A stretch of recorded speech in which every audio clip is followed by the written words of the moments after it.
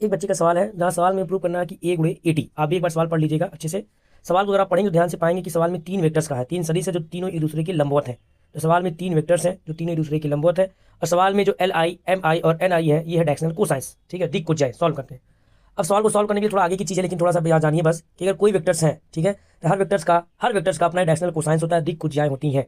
ठीक है, वो कैसे निकाली जाती है वो हम सीखेंगे। लेकिन मान लीजिए कोई वेक्टर उसके डायरेक्शनल कोसाइंस दिख कुछ जाए, किसी सदिश की दिख कुछ जाए एल, एम और एन है, तो उसको हम एक सदिश के रूप में लिख सकते हैं आर बराबर L I cap, M J cap और एन के कैप। ठीक, अगर किसी वेक्टर का डायरेक्शनल कोसाइंस दिया हुआ तो उसको हम एज ए वेक्टर रिप्रेजेंट कर सकते हैं।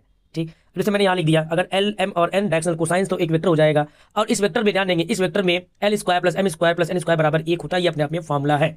किसी वेक्टर की 3 दिक् कोसाइन होती हैं, 3 डायरेक्शनल कोसाइंस होते हैं, तीनों का स्क्वायर जोड़ के 1 होता है, ये याद रखेंगे। अब यहाँ सवाल में 3 वेक्टर्स दिया है, ठीक है, इसलिए 3 वेक्टर्स दिया तो तीनों बनाएंगे R1 R2 और R3।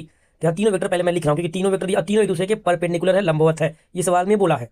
अब ये तीनों वेक्टर्स लिखा गए हैं, ठीक है, तीनों वेक्टर्स देखिए L1 M1 N1 और L2 M2 N2 और L3 M3 और N3 बन के लिखा गया।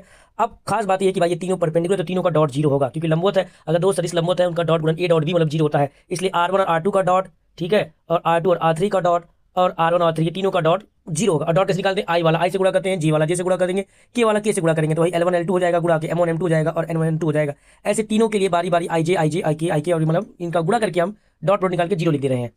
0 लिखने के बाद मैं ये कह रहा हूँ, देखो ये तीनों वेक्टर्स में जो एल, एम और एन है वो डायरेक्शनल कोसाइंस है, दिख कुछ जाए है। और डायरेक्शनल कोसाइंस के लिए L square plus M square plus N square बराबर 1 होता है। तो यही बात मैंने तीनों सदिश के लिख लिया, L1 स्क्वायर, M1 स्क्वायर और N1 स्क्वायर बराबर 1। ऐसे L2 वाले के लिए, ऐसे L3 वाले के लिए, तीनों के लिए स्क्वायर 1 लिख लिया। ये 6 इक्वेशन हमारे बहुत काम के हैं, ये आगे काम आएगा प्रूव करने में।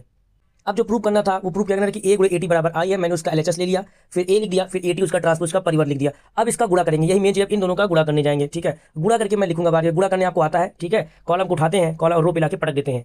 अब देखो गुणा करके मैं फाइनली पहुंच गया हूँ, ठीक है, बारी बारी सब मैंने गुणा कर लिया है। और गुणा करने के बाद फाइनली जो अभी जो पीछे 6 इक्वेशन लिखा था जो हमने, वही काम आएगा।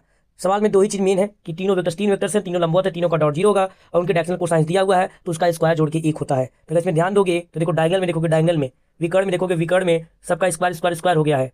अब बाकी विकर्ण वाला छोड़ करके, डायगोनल वाला छोड़ करके देखोगे, डायगोनल छोड़ के देखो, अगर डायगोनल छोड़ करके देखोगे तो 1 2 1 2 1 2 या 1 3 1 3 या 2 3 2 3 ऐसा बना है, अब वो 0 हो जाएगा। ठीक है, तो ये L1 L2 M1 M2 ये सब 0 हो जाएगा, ये भी 0 हो जाएगा, ये भी 0 हो जाएगा, ये भी 0 हो जाएगा क्योंकि ये डॉट है, ये भी 0 हो जाएगा और ये भी 0 हो जाएगा। सॉरी ये गलत मैंने कर दिया, उसके ऊपर वाला 0 होगा, वो तीर मैंने गलत लगा दिया, उसके ऊपर वाला 0 होगा। ठीक है, तो बचेगा 1 0 0 और 0 1 0 और 0 0 1, यही फाइनली बचेगा। और यही हमें प्रूव करना था कि ए गुणे 80 बराबर आई, और ये आई आ गया तो यही बराबर RHS है, ये हमारा प्रूव हो गया। सवाल में वेक्टर का कॉन्सेप्ट काम आया, सवाल इजी सवाल है। ठीक है, आपका भी कोई सवाल होगा बताना, मैं बता दूंगा।